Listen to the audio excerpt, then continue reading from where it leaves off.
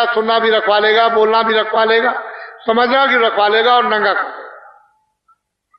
ये भी बस उतरवा लेगा, बिल्कुल खाली। तुम ये बात तुम्हारे घर घर गांव गांव में घटना होती है। अगर इसी से तुम बुद्धि को जगा लो तो और शिक्षा लेने की जरूरत आपको है ही नहीं।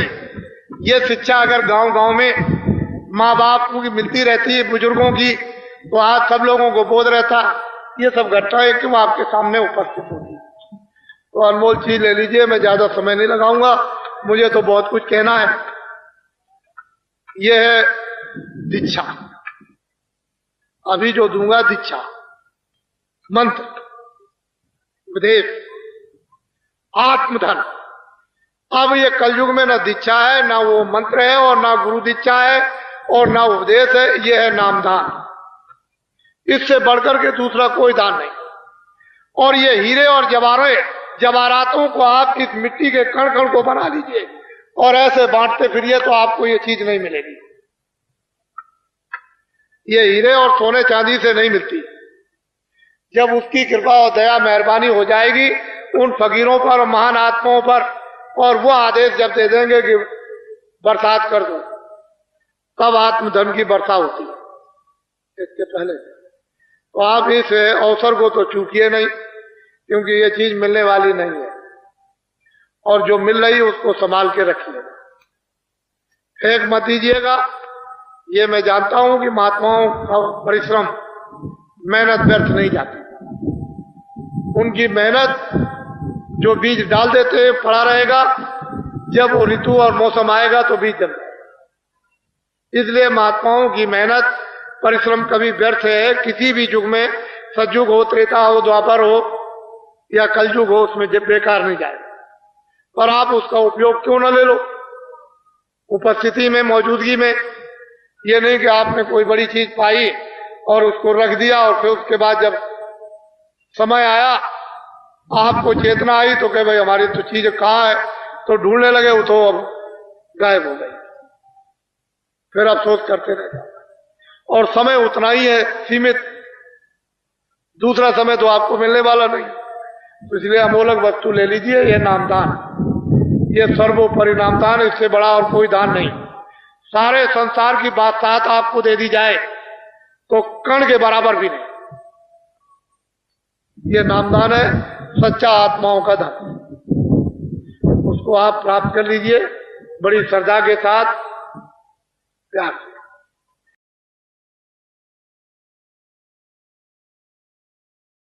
इस किराए के मकान का नाम तुलसीदास, आश्रम मथुरा में है। सारे हिंदुस्तान में जय गुरुदेव नाम का प्रचार करता हूं।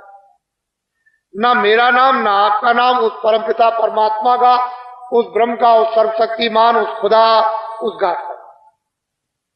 मैंने अपना पूरा परिचय आपको दे दिया। मेरे पास जाति कोई बच्चा नहीं। मुझे न राष्ट्रपति की ख्वाहिश, न प्रधानमंत्री की ख्वाहिश, न मुझको राष्ट्रपति बनना, न मुझको प्रधानमंत्री बनना। ये सब चीजें लिखने की हैं। मेरे पास कोई बच्चा नहीं है कि मैं झूठ बोलूंगा, धोखा दूंगा, बेईमानी करूंगा, चोरी करूंगा, वादा खिलाफी करूंगा, आपको ठगूंगा, आपको धोखा दूंगा, आप पर डकैती डालूंगा। मेरे पास कोई बच्चा नहीं। मैं फकत बैठा हुआ हूं। मैं तो ये समझता हूं कि ये जितने भी खड़े और बैठे हैं सब मेरे बच्चे हैं। आत्म दृष्टि से, ज्ञान दृष्टि से तो आप मेरे सब बच्चे हैं। व्यवहारिक दृष्टि से आप अपने माँ बाप के बच्चे हैं।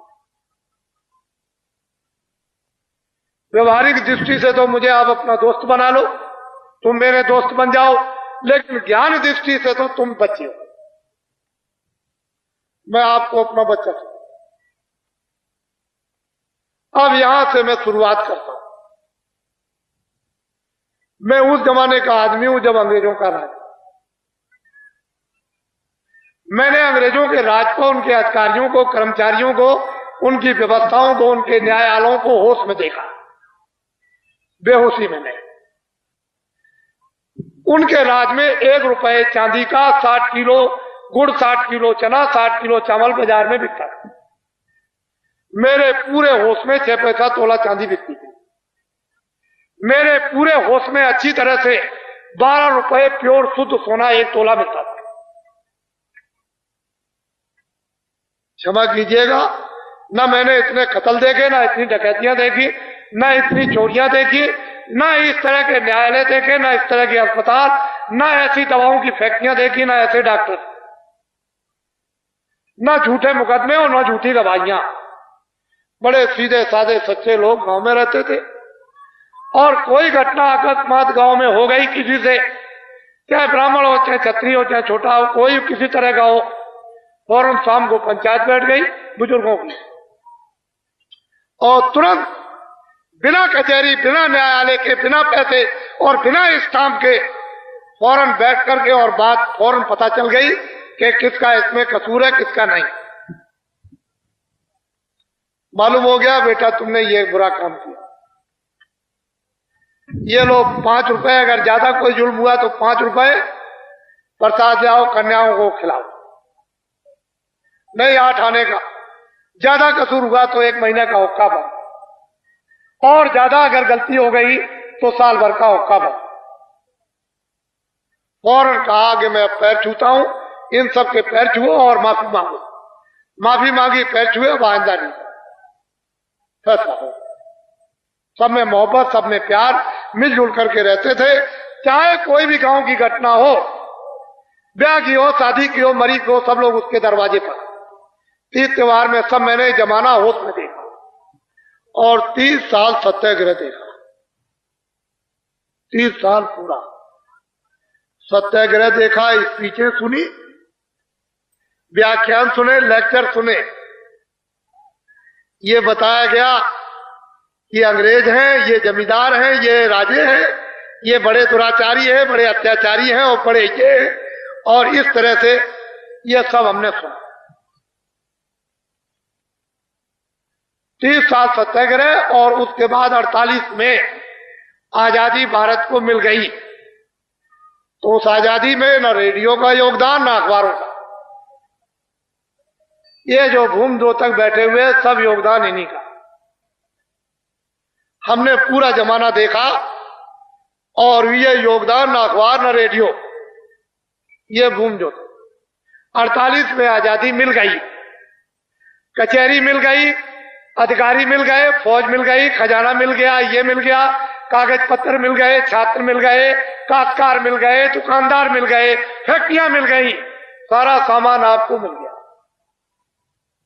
अब मैं आप सबसे ये पूछना चाहता हूं कि ये सब सामान मिल गया, और आप क्या लेक्चरों में कहते थे, देश मेरा है, भूमि मेरी है, हम सबको निकाल देंगे, आजाद हो जाएंगे, और ये करेंगे, सब मेरा है, ये रामायण मेरी है और गीता मेरी, ये सब बड़े बड़े लंबे चौड़े भाषण सुने, हम भी देखते सुनते रहे। ये सब 48 में आजादी मिल गई। तो मैं आपसे ये पूछना चाहता हूं कि अब आप ये काम क्यों करते हैं? बच्चों को मारना, छात्रों को मारना, स्कूल जला देना, कारखाने जला देना, दुकानदारों को मार डालना, दफ्तर जला देना, कर्मचारी अधिकारी मारना, इनको मारना, काश्तकारों को मारना, मजदूरों को मारना, रेल को जला देना, बसों को जला देना, इनको जला देना, उनको जला देना, और फिर अनाज को जला देना। अब आप ये काम क्यों करते? मैं आपसे पूछूं, इससे ये पता चलता है कि आपका देश में आपके कारखाने नहीं है, आपके दफ्तर नहीं है, आपके छात्र नहीं है, आपके स्कूल नहीं है, आप मतलब ये रामायण नहीं, न गीता नहीं है, आपके ये काश्तकार नहीं है। इससे तो ये मालूम होता है कि आपके कुछ है ही नहीं। अब आपने ये काम क्यों किया? मुझे ये बताइए। 40 सालों को मुझे देखते देखते हो गए। ये सारा बोझा आंदोलन का, हड़ताल का, तोड़ का, फोड़ का, राजनी का, मार का, पीट का, कत्लेआम का, मैंने इन सब का आंकड़ा निकाल रखा है कि 40 सालों के अंदर इस प्रजातंत्र में इतना आदमी, इतना छात्र, इतने कर्मचारी अधिकारी, इतने काश्तकार, इतने बच्चे, इतने मजदूर मारे गए कि अंग्रेजों के पौने 200 साल में नहीं मारे गए। ये आपने काम क्यों किया? अब देश आपका हो गया, फौज आपकी हो गई, खजाना आपका हो गया, कारखाने आपके हो गए, खेती आपकी हो गई, ये सब चीजें आपकी, बच्चे आपके हो गए, स्कूल आपकी। आप ये काम क्यों करते कराते? मैं सोचते सोचते जब मैं ये उपदेश कर रहा था कि भजन करो, भजन करो, आत्मा का कल्याण करो, भजन करो, अच्छे आदमी बनो, अच्छे इंसान बन जाओ, तुम मेहनत करो, मतलब ईमानदार रहो, तो ये चिल्लाते हैं कि मुझसे नहीं, मैं भजन नहीं करता। क्यों नहीं कर सकते? क्या झूठे मुकदमे बीच चल रहे हैं, हमारा घर लूट गया, हमारी खेती चली गई, हमारे बच्चे मार दिए गए, हमारा कारखाना जला दिया, हमारे दफ्तर को तोड़ दिया, हमारी स्त्री मारी गई, बच्चा मारा गया, हमारा पति मार दिया गया, हमसे भजन नहीं होगा। अब ये सब चिल्लाते चिल्लाते चिल्लाते मैंने सोचा कि शायद उत्तरी प्रदेश में घटना होती हो, तो बाबा जी ने सर्वे को करने के लिए 4 फरवरी सन 86 को एक काफले की घोषणा की कि एक काफला निकलेगा सर्वे करने के लिए, वो 12 प्रांतों में जाएगा। उसकी घोषणा हुई 12 प्रांत और 90 दिन चलेगा। 90 उसके पड़ाव पड़ेंगे, 90 दिन होंगे, 10,000 किलोमीटर की यात्रा होगी। आप लोग जल्दी से तैयार हो जाओ। 4 फरवरी को ये मथुरा से चला 86 में, और ये मथुरा से चला, पूरब में इधर गया, फिर बिहार गया, फिर बंगाल गया, फिर आसाम गया, कुछ हिस्सा मेघालय, कुछ हिस्सा नागालैंड, फिर भी ये आपके उड़ीसा गया, और फिर मध्य प्रदेश गया, महाराष्ट्र गया, और गुजरात गया, और राजस्थान गया, और हरियाणा। 4 मई को मथुरा में वापस आ गया, 90 दिन पूरे। मेरे साथ 675 आदमी थे। फिर मुझे एक आदेश हुआ कि अभी पूरा सर्वे नहीं हुआ है, एक दूसरा काफला और निकाल दो। तो दूसरे काफले की एक घोषणा हुई कि वो 26/12/87 को 26/12/86 को चलेगा, 26/12/86 को चलेगा। और वो उस काफले की तैयारी हुई और 26/12/86 को मथुरा से चला। उसका पड़ाव 27 और 28 को अयोध्या में सरजू जी के किनारे। इतना आदमी इकट्ठा हुआ सरजू जी के किनारे अयोध्या में कि दोनों मेले पीछे हो गए। इतना दोनों मेलों में आदमी इकट्ठा नहीं होता जितना कि 27 और 28 दिसंबर 86 को आदमी इकट्ठा हुआ। और वहीं से ये मेरे साथ में चला।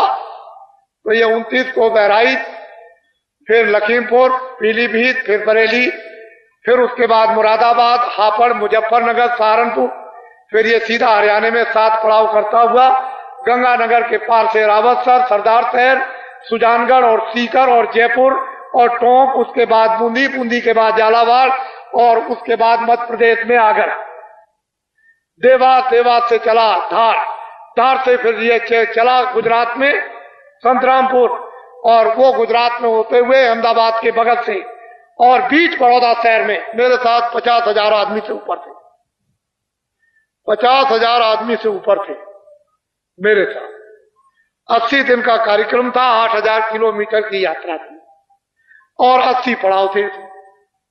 अब ये गया महाराष्ट्र में, फिर इधर गया गुजरात, महाराष्ट्र और कर्नाटक गया मेरे साथ 50,000 आदमी से ऊपर। कर्नाटक से फिर उसके बाद फिर आया मध्य प्रदेश में, फिर उसके बाद में चला गया उड़ीसा, और उड़ीसा के 7 जिले किए।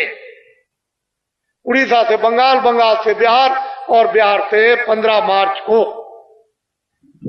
सन 87 में त्रिवेणी संगम इलाहाबाद में इसका समापन निर्विघ्न, कोई रास्ते में विघ्न, किसी प्रांत में विघ्न नहीं। और सड़कों पर मैं लाखों आदमी लेकर के चल सकता था, लेकिन मैंने ये सोचा कि व्यवस्था में बाधा पहुंच जाए। हमारे कर्मचारी, चलने वाले, यातायात के हमारे काटकार और जितने भी और लोग हैं, वो व्यवस्थित ढंग से नहीं रह सकेंगे, अव्यवस्था हो जाएगी। तो इतना ही किसी काश्तकार में, सेठ साहूकार में, कर्मचारी, अधिकारी, किसी भी 14 प्रांत में कोई किसी तरह की बाधा नहीं। मैं ये दिखाना चाहता था कि अनुशासन नाम क्या था। और ये 14 प्रांत में घूम करके ये सीधा उस विशालता के साथ संपन्न हुआ कि कुंभ में इतना आदमी नहीं आएगा। इतना आदमी ये 15 मार्च को इलाहाबाद संगम पर सन 87 में उपस्थित था। ये समाचार रेडियो अखबारों पर है। आपको ये जानना चाहिए कि परिवर्तन रेडियो अखबारों से नहीं होगा। बाबा जी ने ये सब सर्वे कर लिया और सब सर्वे करने के बाद कर्मचारी अधिकारियों को क्या तकलीफ है, काश्तकारों को क्या तकलीफ, छात्रों को क्या तकलीफ, मजदूरों को क्या तकलीफ, सेठ साहूकारों को क्या तकलीफ है, ये सब सर्वे करने के बाद इनकी एक दवा बताई। दवा तैयार की गई और फिर उसके दरबार में दवा तैयार कर ली, उपस्थित कर दी गई कि जो आपने आदेश जितना दिया था उसकी पाबंदी की गई, पालन किया गया। अब जो आगे आदेश है तो मैंने इनको किसी को नहीं बताया। एक घोषणा हो गई कि बहराइच जिले में तहसील केसरगंज, गांव देवलखा 10 सितंबर को एक कार्यक्रम विशाल होगा। किसी को बताया कुछ नहीं। इन सब लोगों को अंधेरे में रखा और जब पहुंच गया तो वहां झंडा भी बना हुआ और ये सब तैयारी बिल्कुल विधिवत, विधि विधान के साथ, पूजन के साथ, वेद मंत्रों के साथ वहां पर भूम ज्योतक हितैषी काश्तकार संगठन की एक आधारशिला बहुत विशाल जनसमूह के साथ ये प्रचार हिंदू मुसलमानों में कराया गया कि कोई हिंदू आ जाएगा, कोई मुसलमान तो कत्लेआम हो जाएगा, इसलिए बाबा जी के पास कोई मत पहुंचना। 1-2 दिन तक तो मुसलमान, उनकी औरतें एक दिन डरी, लेकिन कुछ आई, मुसलमान बहुत आए। दूसरे दिन तो उनका सारा बहन दूर हो गया। और मैं आपको क्या बताऊं कि दाढ़ी रखने वाले मुसलमान बड़े बड़े पंखे लेकर और हिंदुओं को इस तरह से पंखा हाँक रहे, हवा कर रहे, उस महफिल में हवा कर रहे। भूम ज्योतक हितैषी काश्तकार संगठन की आधारशिला रख दी गई और उस आधारशिला के बाद जो भूम ज्योतक हितैषी काश्तकार संगठन का जो काम जो चालू हुआ है वो 5 और 6 यानी 7 नवंबर को इसी 87 में चालू हो गया। और इतने बड़े जन समुदाय के साथ में यह कार्यक्रम उस मैदान में हुआ जो शायद कोई आदमी सोच भी नहीं सकता। लोगों ने ट्रेनें रोकना बंद कर दिया कि अगर ट्रेन रोक देंगे यहां पर बालामऊ में तो आदमी इधर से पैसेंजर से या ऊपर जाएगा, तो ट्रेन जो शाहजहांपुर से सीधी नखलऊ खड़ी की और नखलऊ की खड़ी चली हुई शाहजहांपुर खड़ी की, वहां ट्रेनें ही खड़ी नहीं की। लोगों ने सोचा कि भीड़ ना हो, तुम ट्रेन बंद कर दो, बस बंद कर दो, लेकिन जिसका निशाना लग गया है वो वहां पर निश्चित पहुंचेगा, वो रुकने वाला नहीं है कोई, उसको कुछ करो। ये भूम ज्योतक हितैषी काश्तकार संगठन, मैं इनके बारे में 2 वर्षों से चिल्ला रहा था कि मैंने इनकी बीमारी को पकड़ लिया, इनके दर्द को समझ लिया है और वो इतना दर्द है कि 2 अरब की आबादी आज भारत की है। इस आबादी में 1 अरब 60 करोड़ तो काश्तकार है। भूम ज्योतक सारा दारो मदार इन्हीं के ऊपर है। चाहे टैक्स बढ़ जाए, चाहे महंगाई हो जाए, चाहे अकाल पड़ जाए, चाहे सूखा पड़ जाए, चाहे ये हो जाए, चाहे वो हो जाए, चाहे वो इनकी संपत्ति को हड़प कर ले, लूट ले, विदेशों में ले जाए, कुछ भी करे, लेकिन सारा का सारा दारो मदार और सारी मेहनत करके देनदार ये भूम ज्योतक हितैषी काश्तकार 1 अरब 60 करोड़ इनको देना है। चाहे जितने आंदोलन करो, चाहे जितनी हड़ताल करो, चाहे जितनी तोड़फोड़ करो, चाहे दफ्तर, चाहे कारखाने जला दो, चाहे सड़कें तोड़ दो, चाहे पुलों को तोड़ दो, सारा नुकसान इन भूमि जोतकों को देना पड़ेगा।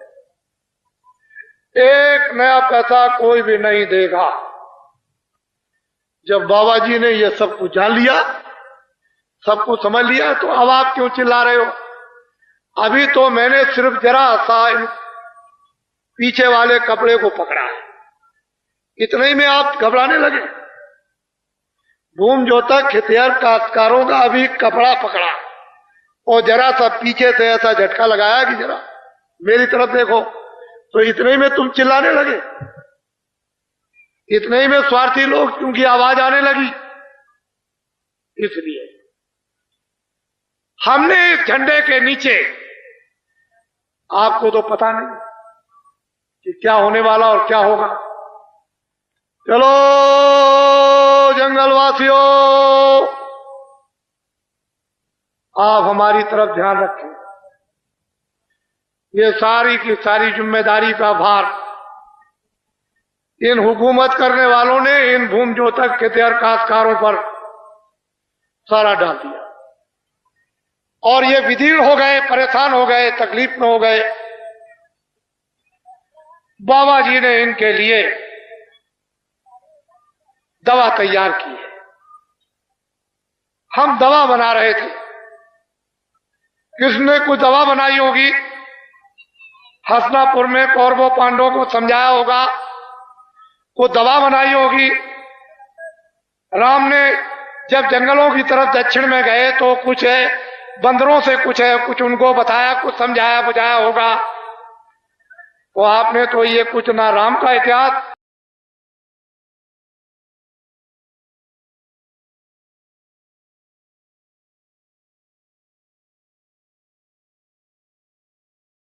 आया अखबार और रेडियो पर कि अगर ये गजट कहीं रेडियो अखबार पर बोल दिया गया तो दुनिया के लोग तमाम जान जाएंगे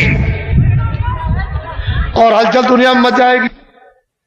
हमने सब सर्वे कर लिया, ये नहीं अब दे सकता, देने योग नहीं। इतने दिया या इतने नहीं लिया, ये छोड़ दीजिए। कितने लाखों आदमियों ने एक नया पैसा कर्जा नहीं लिया, लेकिन लाखों आदमियों के नाम चढ़ा हुआ है। बाबा जी इन सब चीजों से अवगत है, हमको इसके विस्तार की जरूरत नहीं। हमने तो सिर्फ इतनी प्रतिज्ञा की है, कहे भूमि जोतक खेतिहर काश्तकारों, मैंने तुम्हारे इस झंडे की आधारशिला रख दी और काम इस झंडे का प्रारंभ कर दिया। भूमि जोतक खेतिहर काश्तकारों, तुम अपना झंडा अपने हाथ में ले लो। सबसे पहला काम भूमि जोतक खेतिहर काश्तकारों का क्या है कि अपने झंडे को लेना। इनका देश में कोई भी झंडा अभी तक नहीं। इनके नाम से जितने भी झंडे हैं, ब्लाउज के, पेटीकोट के, चोटी के, धोती के, वो तो दिल्ली और लखनऊ चले गए और अखबार रेडियो वहीं से बोलते रहते हैं, लेकिन इनका झंडा कोई नहीं। ये झंडों के नीचे मरीज बनकर दवा मांगते रहे।